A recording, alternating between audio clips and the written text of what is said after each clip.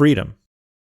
In physics, the path integral formulation of quantum mechanics says any path is allowed in principle. And in Abrahamic religions, which is Judaism, Islam, and Christianity, they also have freedom as the most fundamental principle. They say, you can do anything you want, but if you do certain things, you won't do very well.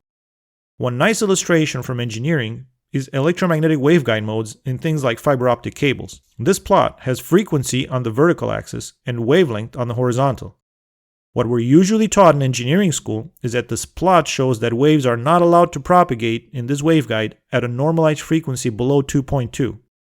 That frequency is called a cutoff frequency. But that's not actually true. Waves are allowed to propagate at any frequency. There's no real cutoff. The only difference is whether propagation is self-sustaining and can in principle continue indefinitely, or is self-destructive and decays exponentially. Below the bottom of this curve, below about frequency 2.2, propagation decays exponentially. The further down you go in frequency, the decay is faster.